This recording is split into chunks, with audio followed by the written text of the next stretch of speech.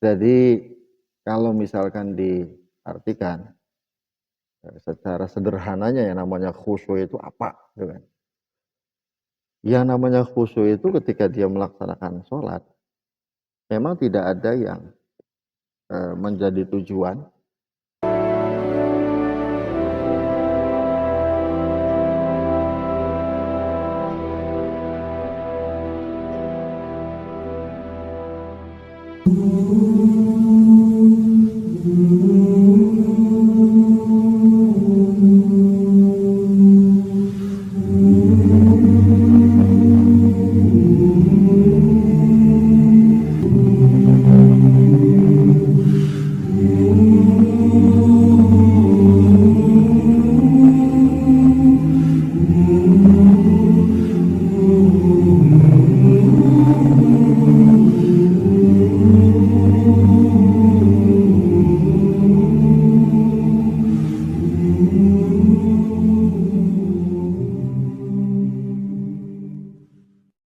Assalamualaikum TV. Jelegar, blegur. Assalamualaikum warahmatullahi wabarakatuh. Selamat malam, salam sejahtera.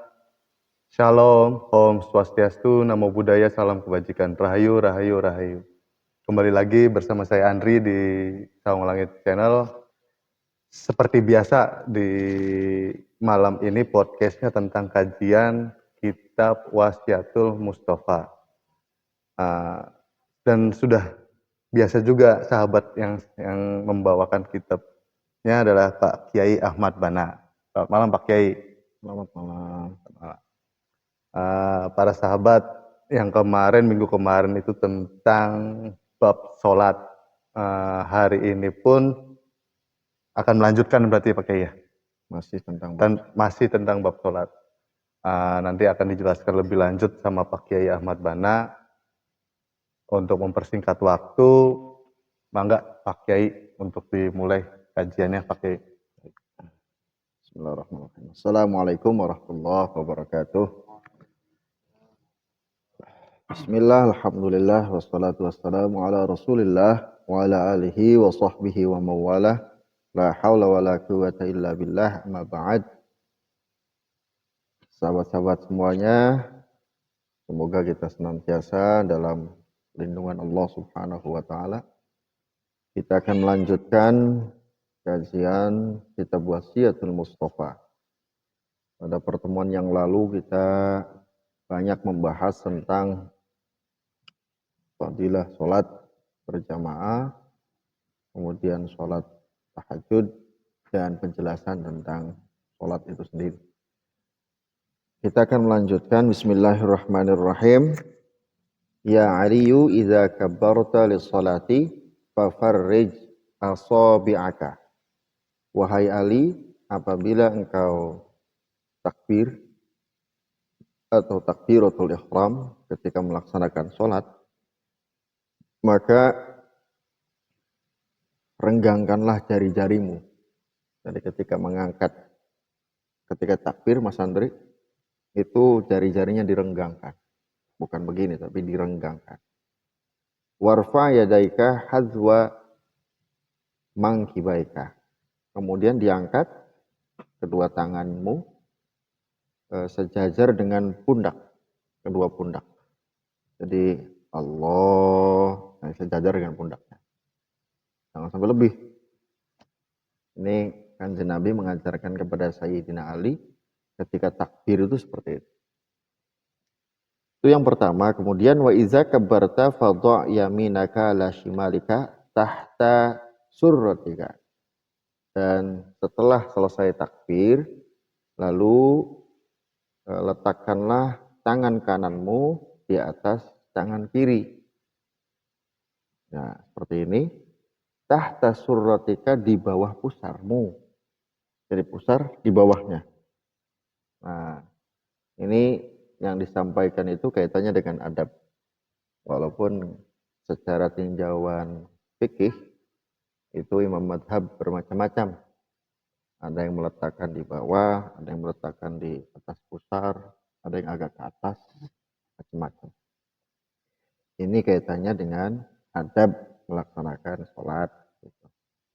Wa idza raka'ta, dan apabila kamu ruku, ketika ruku, fadha' yadaika ala rukbatika, renggangkanlah kedua tanganmu ala rukbatika, di atas lututmu. Wa farrij baina asabi'aka, dan kemudian tangannya direnggangkan. Jadi tangannya diletakkan di lutut, kemudian jari-jarinya sama direnggangkan. Jadi posisinya begini, bukan begini. Seperti itu. Nah, ini adalah termasuknya adab ketika takbiratul ihram, mengangkat tangan, kemudian ketika berdiri, dan juga ketika ruku. Nah, itu tata caranya seperti itu yang diajarkan oleh Rasulullah SAW di dalam kitab ini. Bismillahirrahmanirrahim. Ya Aliyu asfir bis subhi wa sallil maghriba ba'da ghiyabis syamsi biqadri syatin. Wahai Ali, asfir bis subhi, lakukanlah sholat subuh itu ketika agak siang. Ini anjurannya agak siang, bukan kesiangan, tapi agak siang. Kalau agak siang itu berarti sudah tidak terlalu gelap, sudah mulai agak terang. Nah, itu. Jadi anjurannya seperti itu. Nah, ini ada maksud, ada keistimewaan.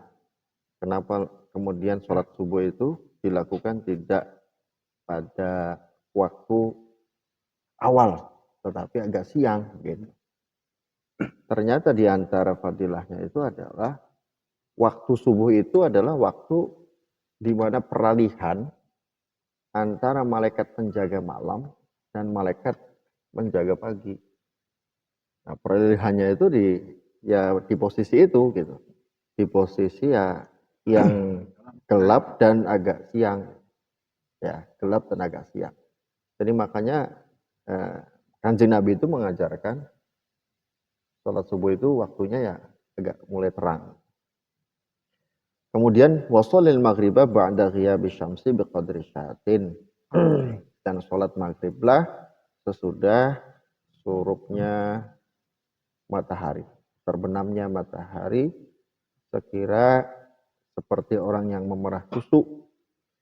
Fa inna dzalika min khisalil anbiya alaihimus salatu wassalam. Nah, ternyata kata Kanjeng Nabi, hal yang seperti ini, yakni sholat subuh yang agak siang, lalu kemudian sholat maghrib, sesudahnya surupnya matahari itu adalah perbuatan-perbuatan yang dilakukan oleh para nabi alaihi salatu wassalam.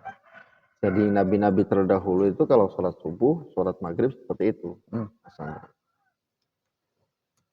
Bismillahirrahmanirrahim. Ya Aliyu alaika bisolatil jama'ati fa innaha indallahi kamasyyika ilal hajji wal umrata. Wa ma yahrisu ala salatil jama'ati illa rajulun mu'minun qad ahabbahullahu wa ma yazhadu fiha illa munafiqun qad abghadahullahu. Wahai Ali, biasakanlah olehmu sholat itu dengan berjamaah. Karena sesungguhnya sholat jamaah itu di sisi Allah seperti orang yang sedang melakukan ibadah haji dan umroh. Ini luar biasa. Sholat jamaah itu seperti orang yang berjalan atau melakukan ibadah haji dan umroh. Makanya Kanjeng Nabi itu kemudian melanjutkan, tidak ada seseorang yang bersemangat atas melakukan sholat jamaah itu kecuali hanya orang-orang atau laki-laki yang mukmin, orang laki-laki yang beriman kepada Allah Subhanahu wa taala. Qad ahabbahullahu. Sungguh Allah mencintainya. Jadi Allah mencintai orang-orang yang senang jamaah. Wa ma yazhadu fiha illa munafiqun qad abaghadahullah. Dan tidak ada satu orang pun yang dia membenci untuk melakukan sholat jamaah, malas untuk melakukan sholat jamaah, kecuali orang munafik. Orang munafik cirinya malas melakukan sholat jamaah. Sungguh Allah membencinya. Nah, sungguh Allah membencinya. Ternyata walaupun sunnah, tapi Allah benci sama sholat yang sendirian itu.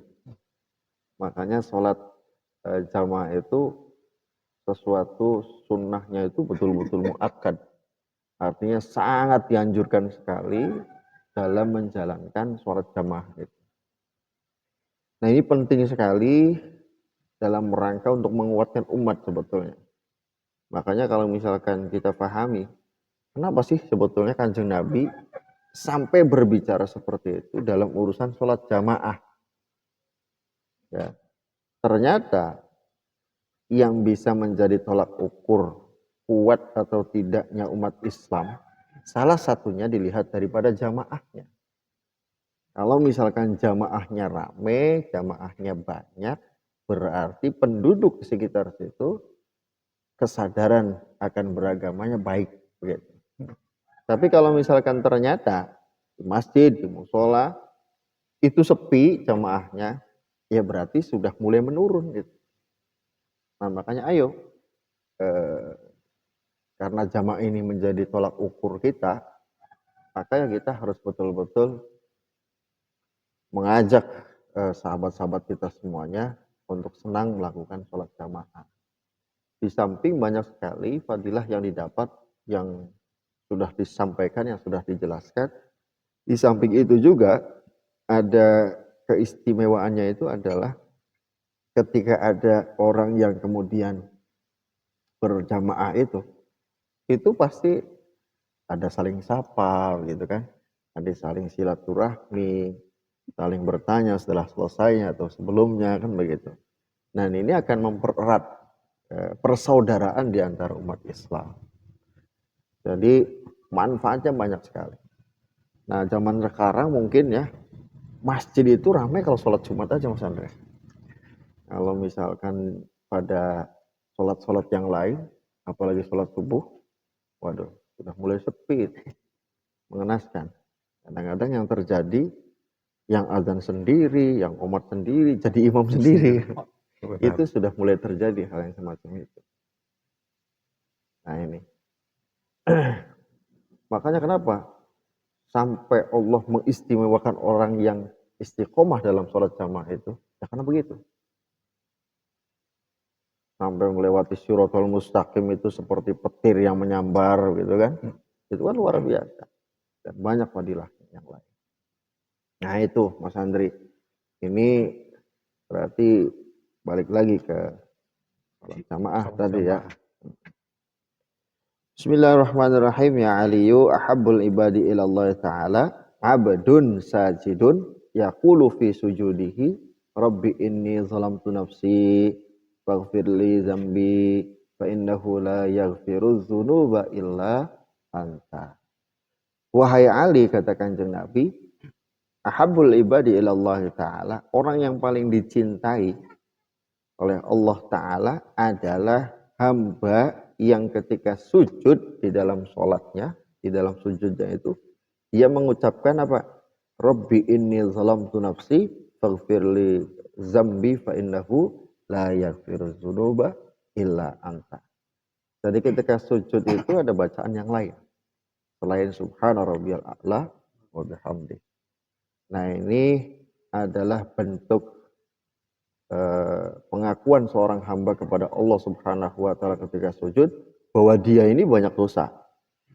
Bahwa dia ini banyak dosa, bahwa dia ini zalim terhadap dirinya sendiri. Jadi manusia itu kalau dalam redaksi ini ya, tasbih di dalam sujud ini atau doa di dalam sujud ini itu menyatakan ini zalamtu nafsi. Sungguh aku ini telah menzalimi diriku sendiri. Dan nyatanya memang orang ketika rusak itu ya menzalimi diri sendiri. Gak bisa menyalahkan orang lain, gak bisa. Menyalahkan orang tuanya gak bisa. Menyalahkan tetangganya apalagi Mas Andri. Apalagi menyalahkan Allah. Ya sangat salah sekali itu. Makanya pertama yang disampaikan ini zalamtu nafsi. mengaku bahwa kita ini telah menzolimi diri kita di hadapan Allah Subhanahu wa Ta'ala ketika sujud. Karena posisi sujud itu adalah posisi di mana sang hamba itu sangat dekat sekali dengan Allah ya ketika sujud. Dan taslimnya seorang hamba itu ya sujud itu. Makanya orang yang nggak mau sholat itu artinya dia nggak mau sujud kepada Allah. Kalau nggak mau sujud kepada Allah berarti tidak mau menuhankan Allah. Kalau tidak mau menuhankan Allah, Masya Allah. Nah, parameter Islam itu adanya di sholat. Kita ibaratkan begini Mas Andre. Rukun Islam itu ada berapa? Ada 5 ya. Ada syahadat, ada sholat, zakat, puasa, haji. Saya ibaratkan begini.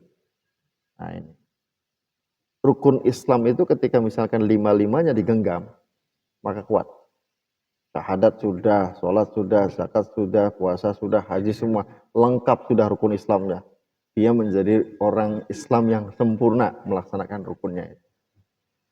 Ketika haji belum mampu untuk melaksanakan, maka ibaratnya ini belum dilakukan. Benar kan? Tapi masih dikategorikan sebagai Islam. Karena haji ini wajib dilaksanakan bagi orang yang mampu saja.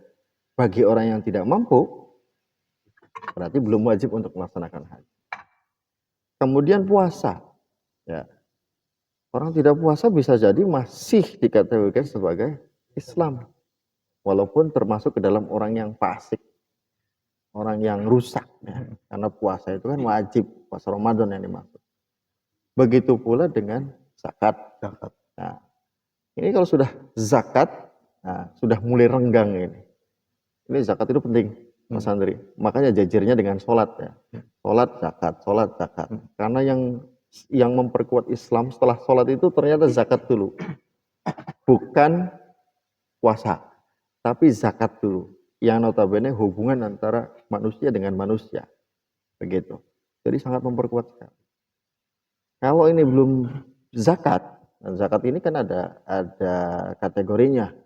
Orang yang wajib zakat ada yang tidak wajib. Yang tidak wajib sih tidak masalah. Yang wajib tidak melakukan misalkan. Ya masih dikatakan. Tapi dia masih sholat ya. Ya masih dikatakan Islam lah. Tapi kalau misalkan sudah tidak sholat. Jatuh tinggal syahadat saja. Maka pondasinya itu adalah sholat. Diibaratkan begitu. Maka bisa dipastikan orang yang sudah menyepelekan sholatnya. Sampai tidak sholat. Ya runtuh agamanya. Tinggal syahadat saja. Dan ini nanti dia ya masuk surga itu gara-gara syahadatnya saja. Selain itu ya bertamasya di nerakanya agak lama mungkin. Nah, itu yang mengerikan seperti itu. Maka ini bukan main-main ya. Sampai kemudian Nabi itu mengajarkan ketika sholat di dalam sujud, dia mengakui bahwa dia telah menzalimi dirinya. Kemudian dia berdoa. Inni zalamtu nafsi faghfirli zambi fa innahu la yaghfiru dzunuba illa anta. Itu doanya seperti itu. Singkat, tapi fadilahnya adalah orang yang membaca semacam ini, maka doanya diampuni oleh Allah Subhanahu wa Ta'ala. Begitu Mas Andri. Mungkin sementara segitu dulu. Mangga barangkali ada yang mau disampaikan atau dipertanyakan, silakan. Terima kasih Pak Kiai. Ini hari ini spesial Pak Kiai. Maksudnya nonton ini para sahabat ini nonton bukan hanya offline saja. Alhamdulillah. Alhamdulillah. Ada yang online juga. Banyak yang datang ke studio Kampung Langit. Nanti untuk para sahabat-sahabat juga kalau mau nanya yang di sini, silakan nanya. Nanti ya bisa nanya ke sini langsung gitu sama Pak Kiai langsung. Bang ada mau nanya nggak dari para sahabat yang datang nih? Alhamdulillah Pak Kiai ada nanya nih dari sahabat yang di sini nih. Enggak kenalin nama dari mana gitu Mas, sahabat dari mana? Assalamualaikum warahmatullahi wabarakatuh. Waalaikumsalam warahmatullahi wabarakatuh. Nama saya Hendrik. Saya marbot musola di kampung kecil kami. Sudah bertahun-tahun alhamdulillah bisa mengabdi di musola. Saya mau nanya ke Ustaz Bana, Ustaz. adakah kabar bahagia buat kami Ustaz yang setiap hari berkecimpung di musola hanya bisa melakukan hal kecil, azan, pujian, dan bersih-bersih. Kami cuma bisa melakukan itu, belum bisa melakukan hal-hal yang besar. Mungkin sedikit banyak Ustaz bisa menjelaskan kepada kami berita bahagia apa untuk kami yang biasa mengurus musola hanya melakukan hal-hal yang kecil. Terima kasih. Wassalamualaikum warahmatullahi wabarakatuh. Waalaikumsalam warahmatullahi wabarakatuh. Sahabat Hendrik menanya Pak Kiai. Siap.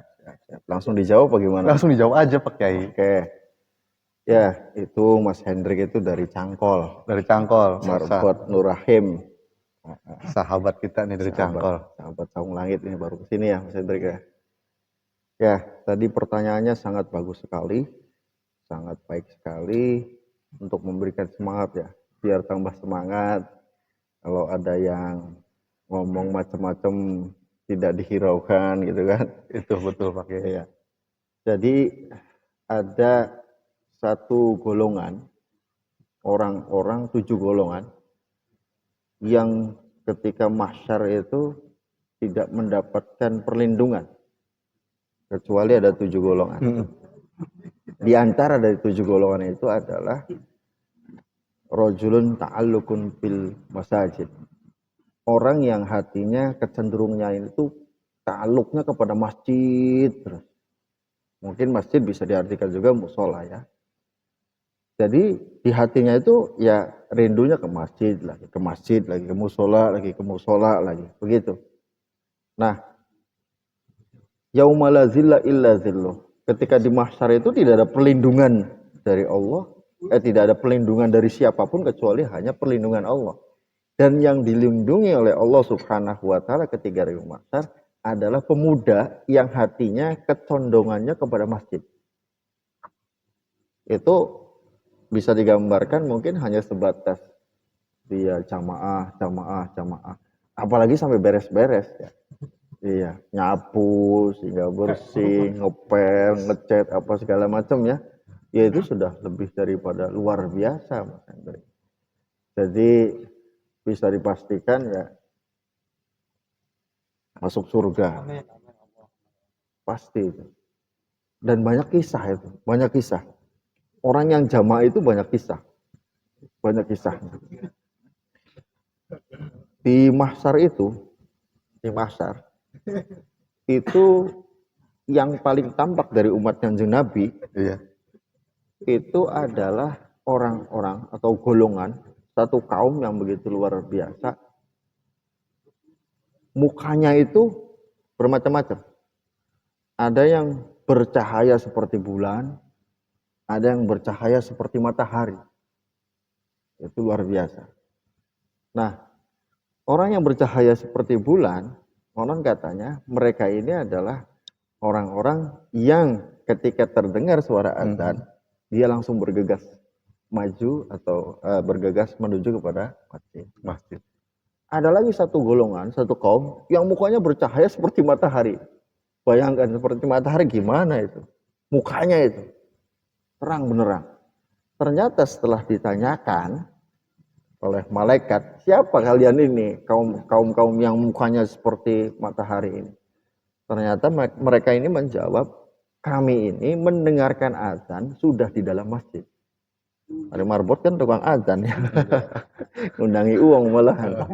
Iya. Jadi nanti di mahsyar itu paling bercahaya mukanya. Kira-kira begitulah. Dan masih banyak sekali keistimewaan yang didapat oleh orang yang mengurusi masjid gitu, atau musola. Dari jamaah saja itu banyak fadilahnya. Pada pertemuan lalu itu sudah dibahas juga tentang jamaah. Ya. Ada yang kebaikannya didapat di dunia, ada yang kebaikannya dapat di akhirat gitu.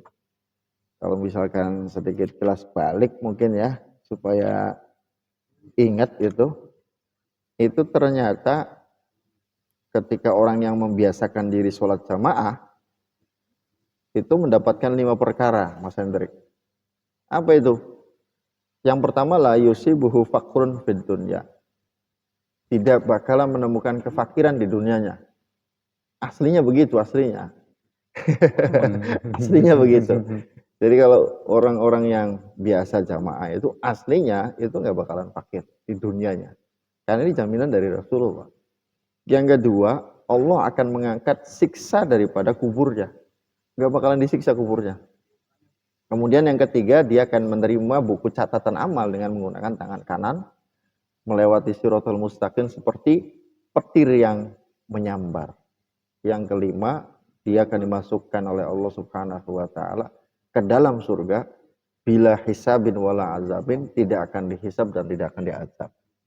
Itu banyak dari fadilah orang yang bernyawa. Apalagi marbot. Jadi luar biasa. Jadi yang jadi marbot harus pede lah kira-kira. Bangga ya pakai. Iya, harus bangga. Tapi aja sombong. Gugur maning kok sih pakai. Jadi harus besar hati lah kira-kira, jangan kecil hati, jangan. Jadi memang sedang melakukan hal yang mulia, hal yang luar biasa, dan itu sangat terpuji sekali. Banyak di antara orang yang merasa malu untuk menjadi marbot, ya. Iya, beli dipakai gaji. Apa sih kun pergaulan marbot kun sih? Tak duit teh. Aduh, Masya Allah. Itu sebelah mata. Tapi mereka tidak mempedulikan itu. Kenapa? Karena orang yang seperti marbot itu adalah pengabdian langsung kepada Allah. Langsung kepada Allah. Dan mereka itu adalah orang-orang yang berkhidmat kepada umat. Benar nggak? Berkhidmat kepada umat. Tentunya kan karena Allah. Kata kanjeng Nabi, man khodama khudima. Barang siapa yang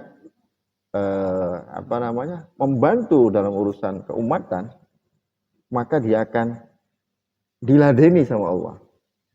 Diladeni sama Allah. Jadi akan diberesi semua sama Allah. Tapi tentunya ada syarat-syarat ini yang harus bisa dipahami. Apa tuh? Ya ikhlas. Tulus karena Allah Subhanahu wa taala, tidak ada yang lain.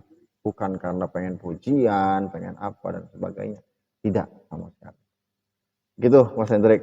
Yang mudah-mudahan memuaskan. Gimana Mas Hendrik? Puas nggak jawabannya? Puas nggak jawabannya? Alhamdulillah sedikit Plong lah. Bahagia. Dengar kabar bahagia. Marbot itu kerjanya langsung sama Allah ya pakai ya. Kerja sama Allah, digaji sama Allah ya. Langsung itu. Yang puji sih nggak ada soalnya. Kalau pujian dari orang lain itu buat apa? Kalau dipuji sama Allah terpuji. Kan begitu. Kalau sama orang lain nggak mandek akan terpuji nggak apa, biasa aja. Oke, ada lagi nggak nih para sahabat selain dari sahabat Hendrik nih dari Cangkol yang mau nanya silakan. Untuk offline bisa di komen ya, nanti kalau offline di komen nanya apa nanti akan dijawab sama kami di sini. Oke, kalau di subuh itu apakah ada keistimewaan sholat? Maksudnya dalam arti adakah keistimewaan di dunianya gitu loh? Sholat subuh. Sholat subuh yang menjalankan.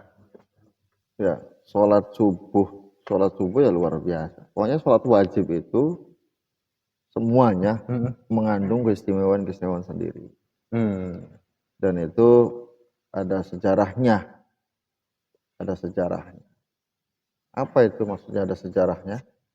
Jadi setiap yang waktu sholat, misalkan subuh, itu yang pertama kali mengerjakan itu Nabi Adam. Jadi Nabi Adam kalau malam sendirian, waktu itu kan terpisah dengan Siti Hawa. 100 tahun lamanya itu diturunkan di bumi itu. Nah, dalam 100 tahun itu dia merasa ada kekhawatiran ketika malam itu. Dan ketika sudah mulai muncul pagi hari, ya, kemudian agak terang, itu kan min khisolil anbiya ya. Perbuatan yang dilakukan oleh para nabi itu sholat subuhnya agak siangan. Jadi Nabi Adam itu merasa bahagia, gembira. Kenapa? Karena ketemu sama pagi. Nggak gelap lagi begitu. Maka lalu kemudian beliau melaksanakan sholat subuh. Itu sejarahnya seperti itu. Nah, raqatul fajri khairum minad dunya wa ma fiha. 2 rakaat sunnah saja sebelum sholat fajar, sholat subuh maksudnya, itu lebih baik daripada dunia dan segala macam isinya. Itu sholat sunnahnya saja. Sholat sunnah sebelum sholat subuh. Sholat fajar itu sudah sholat fajar. Ya, sholat sunnah subuh, qobliyah subuh lah. Itu keistimewaannya begitu. Apalagi sholat subuhnya. Begitu kan. Sholat sunnahnya saja yang mengiringi itu keistimewaannya luar biasa. Sholat subuhnya ya lebih-lebih. Lebih-lebih. Makanya sholat wajib itu ketika dikerjakan, kalau misalkan pahalanya ditaruh di bumi, Mas Andri, bumi ini nggak sanggup untuk menyanggah. Bumi nggak sanggup menyanggah. Makanya pahala sholat itu ya jangan mau ditukar dengan uang. Kadang ada orang sholat rajin itu gara-gara rezekinya sempit misalkan. Saya sholat supaya rezekinya nggak sempit. Ya sah-sah saja, ya kan? Tapi perlu diketahui bahwa pahala sholat wajib itu ya begitu dahsyat. Makanya tidak diberikan di bumi karena nggak sanggup. Kapan? Ya nanti di akhirat. Yang begitu agung, begitu besar, dan memang sanggup untuk menyanggah pahala daripada sholat. Itu satu orang loh. Keren ya. Satu orang. Sekian banyak orang pada sholat itu gimana kira-kira kalau misalkan ditaruh di bumi? Hancur nggak kuat menyanggah. Gitu Mas Andri. Oke. Para sahabat ada yang mau nanya lagi nih Pak Kiai. Sahabat lagi nih. Sok mangga yang mau nanya. Perkenalkan. Namanya siapa Pak ini sahabat nih? Om Jin dari Cirebon. Dia nanya bagaimana penjelasannya tentang sholat khusyuk.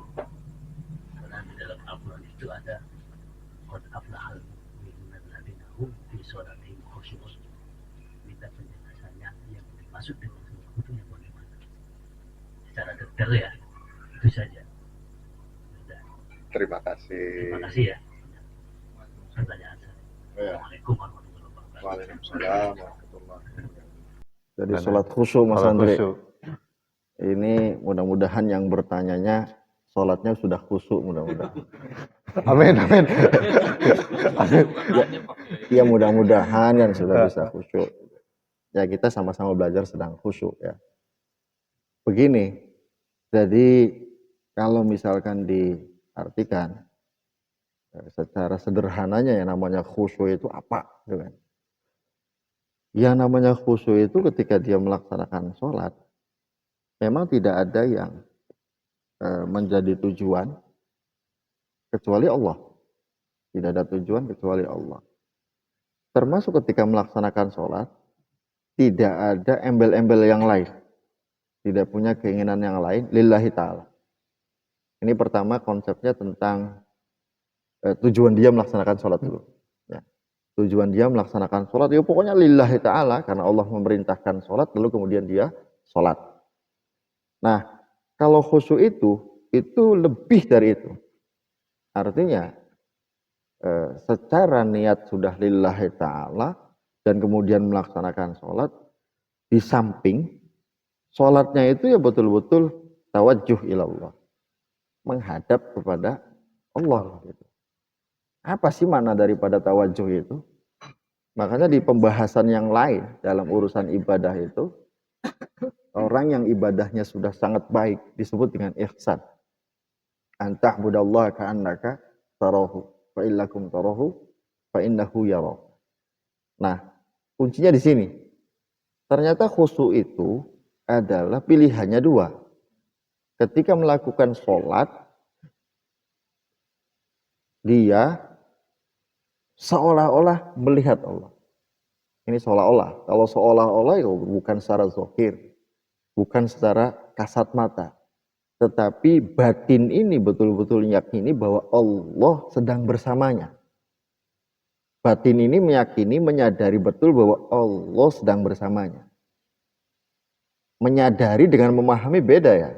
Mungkin semua orang paham betul bahwa Allah itu selalu bersama. Orang semua paham itu.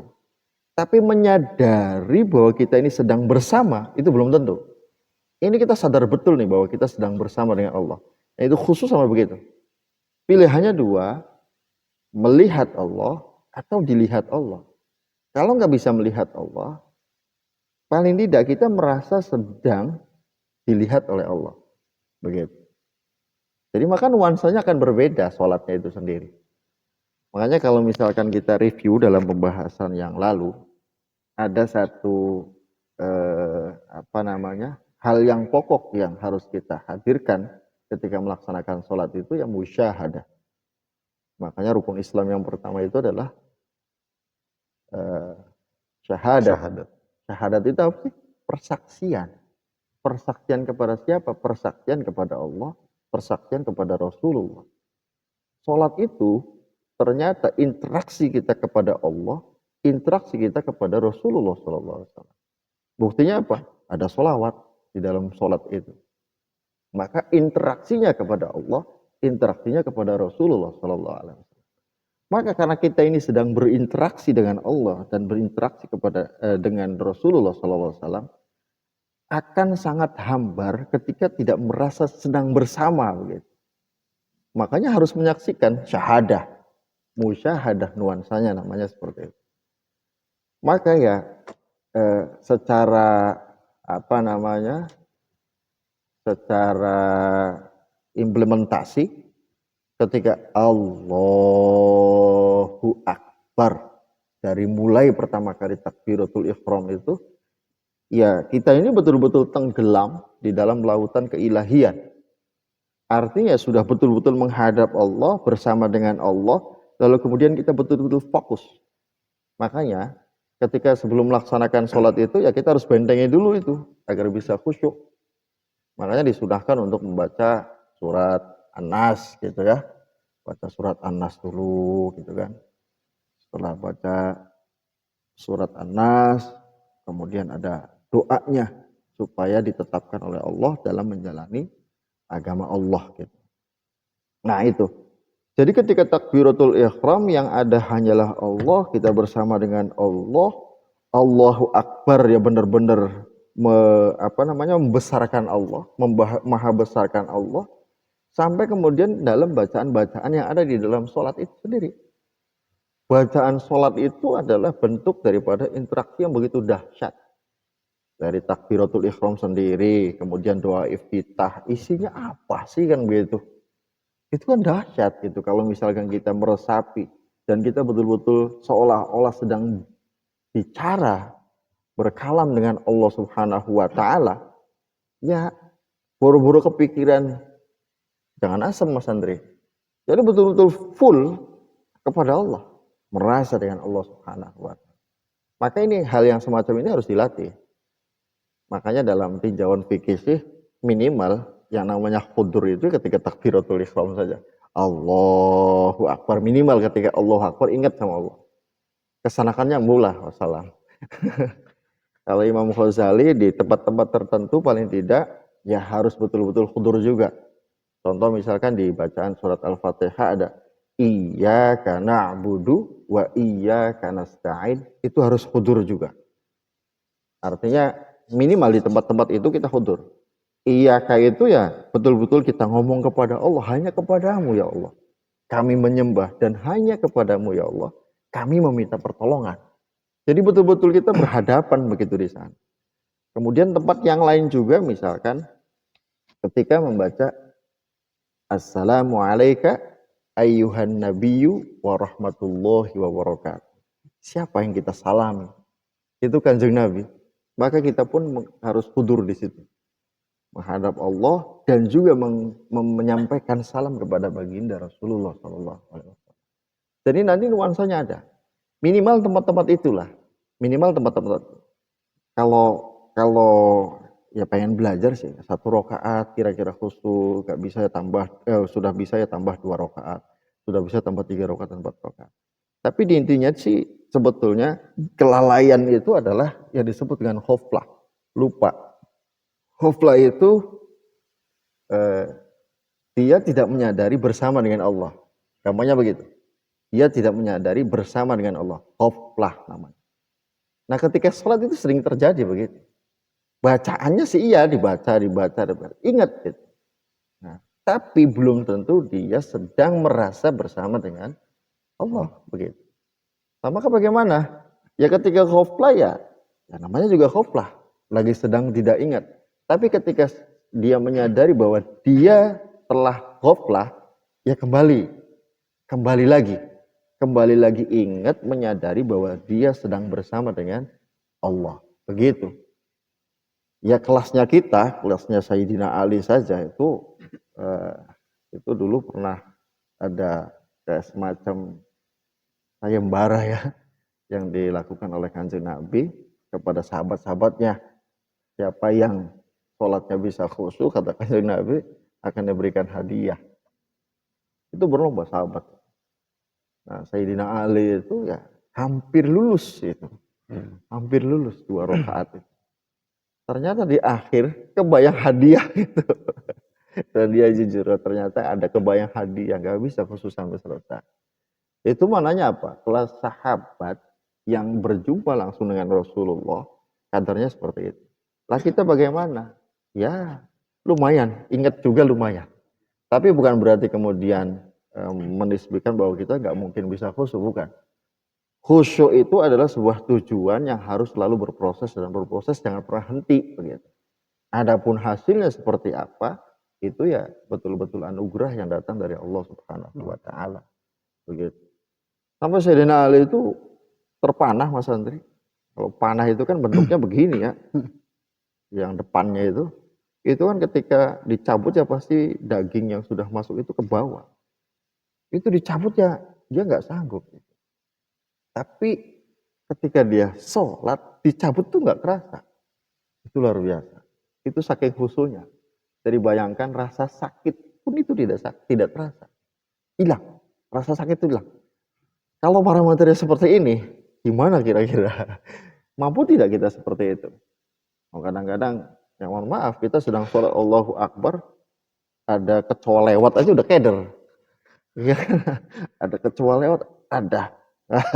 Marak beli keder. Iya kan? Tapi kayak Robiah Al-Adawiyah misalkan, sholat ada sampai ada ular, ada apa, dia nggak memperdulikan itu. Itu betul-betul tenggelam dalam lautan ilahiyah seperti itu. Jadi memang prosesnya harus terus dan harus terus. Khusyuk itu seperti itu. Nah, saya sendiri ya masih belajar berusaha terus ketika sholat itu ya khusyuk. Begitu. Oke, alhamdulillah. Ada mau tanya lagi nggak nih para sahabat? Assalamualaikum warahmatullahi wabarakatuh. Waalaikumsalam warahmatullahi wabarakatuh. Salam kenal Pak Kiai. Saya sengaja datang dari Kerawang ke sini ingin mengunjungi Saungangit dan ingin berjumpa dengan Kiai Bana. Dan Masya Allah di sini luar biasa ini sambutan teman-teman. Yang ingin saya tanyakan ini Pak Kiai, soal niat. Saya itu pernah ditegur sama teman hanya karena niat pada saat ingin sholat, katanya itu bid'ah Pak Kiai. Jadi keterangannya gimana tuh Pak Kiai? Sholat itu bid'ah gitu. Niatnya. Itu aja Pak Kiai. Assalamualaikum warahmatullahi wabarakatuh. Waalaikumsalam warahmatullahi wabarakatuh. Ya, kalau bab niat itu sebetulnya bab yang dikaji oleh 4 mazhab ya. Artinya kalau kita yang mempunyai pemahaman Imam Asy-Syafi'i, niat itu menjadi rukun malah. Dan ini sifatnya adalah ijtihadi. Imam Asy-Syafi'i memasukkan niat ke dalam salah satu rukun. Ya rukun di dalam sholat, rukun di dalam wudu dan lain sebagainya itu harus ada niatnya menurut Imam Asy-Syafi'i. Landasannya adalah hadis dari Kanjeng Nabi, innamal a'malu binniyati wa innamal likulli imri'in ma nawa. Wa man kanat hijratuhu ila Allah wa rasulih fa hijratuhu ila Allah wa rasulih. Wa man kanat hijratuhu lidunya yusibuha aw imra'atin aw yankihuha fa hijratuhu ila ma hajara ilaihi, muttafaqun alaih. Nah, ini landasannya ini bahwa setiap amal itu adalah tergantung daripada niatnya. Maka setiap orang itu apa yang dia niatkan. Maka barang siapa yang hijrahnya karena Allah dan karena Rasulullah, maka dia hijrahnya ya karena Allah dan karena Rasulullah. Tapi barang siapa yang hijrahnya itu karena untuk mendapatkan dunia atau untuk mendapatkan perempuan yang akan dinikahinya, maka ya hijrahnya karena itu, pengen mendapatkan dunia karena pengen mendapatkan perempuan yang akan dinikahi. Nah, sebetulnya hadis ini adalah kondisi di mana para sahabat muhajirin yang hijrah dari Mekah menuju Madinah yang ditolong oleh orang-orang Ansor. Ini orang-orang Ansor itu begitu luar biasa. Makanya di NU ada gerakan pemuda Ansor. Luar biasanya bagaimana? Disebut penolong itu terhadap kaum muhajirin itu luar biasa. Gak punya rumah dikasih rumah. Tidak punya pekerjaan dikasih pekerjaan. Tidak memiliki istri sampai itu dikasih istri. Dipersiapkan sampai ke sana. Maka Kanjeng Nabi kemudian keluar hadis itu dalam rangka untuk membersihkan niat daripada para sahabatnya. Nah, terkait tadi karena Imam Asy-Syafi'i itu adalah mujtahid mutlak, orang yang diberikan kemampuan oleh Allah Subhanahu wa taala untuk bisa beristihad dengan kapasitas yang begitu luar biasa, maka ya ini bisa menjadi panutan buat kita. Dan kita saya kira wajib taklid itu. Ketika kita tidak bisa ya harus taklid. Nah, dari para ulama zaman dahulu sampai dengan sekarang, produk-produk fikih itu ya sudah banyak dikaji oleh kitab banyak sekali. Dan ini kita tinggal menikmati saja begitu. Jadi ya gak ada itu bidah-bidahan. Malah itu sesuai dengan yang diajarkan oleh Rasulullah SAW. Malah Imam Syafi'i sampai kepada talaffuz, melafadzkan niat itu sudah dikategorikan sebagai perbuatan yang sunnah. Dalam rangka apa? Menghadirkan niat. Niat itu kan memang tempatnya itu di hati. Ya. Namun jari wong Cirebon ngerenteg ning jero hati. Dia niat melaksanakan sholat. Gitu. Lillahi ta'ala. Ngerentegnya begitu. Nah, untuk menghadirkan niat itu lalu kemudian ada usolli fardhu zuhri arba'a raka'atin mustaqbilal qiblati adaan makmuman lillahi ta'ala Allahu akbar. Nah, talaffuznya itu dalam rangka menghadirkan niat. Makanya sunnah gitu. Dan ketika niat itu tempatnya muqtaronan bi fi'lihi. Berbarengan dengan pekerjaannya. Jadi kalau berbarengan dengan pekerjaannya, pertama kali melaksanakan sholat yang dilakukan adalah takbiratul ihram. Allahu Akbar. Jadi aslinya, yaitu talaffuz dulu, lalu kemudian ketika Allahu Akbar, di satu sisi menghadirkan Allah dengan tawajuhnya, di sisi yang lain hati pun harus berniat melaksanakan sholat. Kenapa? Karena muqtaron bi fi'lihi. Nah, ini yang agak susah kemudian santri-santri mengimplementasikan ini. Pada akhirnya ada yang nggak mulai-mulai. Allah, ulangi lagi. Allah. Itu dalam rangka itu sebetulnya. Tapi awas juga, ada setan namanya khonsab yang tugasnya itu dari iblis dalam rangka untuk merusak sholat orang. Bikin ragu begitu. Kamu nggak sah itu, ulangi lagi. Nggak sah itu, ulangi lagi. Ulangi lagi. Makanya ya, di awal itu ya doa dulu lah. Baca surat An-Nas. Itu dalam rangka supaya tidak ada bisikan-bisikan dari khonsab. Terjauh dari bisikan setan. Jadi begitu sahabat tadi Kerawang ya. Dari Karawang jauh-jauh pakai. Iya. Luar biasa. Masya Allah. Keren pakai sahabat. Ternyata dari luar kota juga ada sahabat Sawang Langit pakai. Ya alhamdulillah. Mudah-mudahan tambah maju lah. Amin, amin. Ini juga ada sih pakai dari Jakarta, dari Tangerang tuh, tapi pada diem semua pakai, nggak mau pada nanya. Nah, Takut tah, malu. gimana gitu tuh. Gak apa-apa malu. Oh malu. Asal jangan malu-maluin aja. Ya. Kayaknya langsung penutup aja pakai kesimpulan dari kajian malam ini pakai. Kesimpulan ya. Iya pakai. Sudah ada yang bertanya lagi dari para sahabat. Oke. Ya kalau menyimpulkan sebetulnya panjang lebar tadi ya. Dan pembahasannya berbeda-beda. Ada yang tanya tentang musola, tentang masjid ya, tentang jamaah tadi awalnya, tentang sholat, kemudian bagaimana cara agar sholat itu bisa khusyuk gitu kan, Benar. menghadirkan Allah dan seterusnya. Intinya kita ini sama-sama sedang belajar, sama-sama sedang mendalami ajaran daripada Rasulullah SAW. Jadi ya jangan pernah berhenti Mas Andri. Kita ini sama-sama sedang berproses Ayo bareng-bareng membenahi diri sendiri, karena sebelum membenahi orang itu benahi diri sendiri dulu Mas Andre. Setuju, sepakat Pak Kiai. Jadi kita konyol kalau kepikiran membenahi orang lain, diri sendirinya Belum benar. belum beres. Nah, maka kita bareng-bareng beresi. Nah, mudah-mudahan dengan penjelasan-penjelasan yang tadi disampaikan memberikan manfaat buat wabil khusus pada saya dan umumnya pada siapapun yang hadir di sini dan siapapun yang menonton tayangan di Saung Langit. Ya. Mungkin begitu Mas Andri, terima kasih. Assalamualaikum warahmatullahi wabarakatuh. Waalaikumsalam. Terima kasih Pak Kiai. Saya juga ucapin untuk para sahabat Saung Langit yang sudah hadir di studio Saung Langit, saya ucapin terima kasih banyak sudah hadir di sini.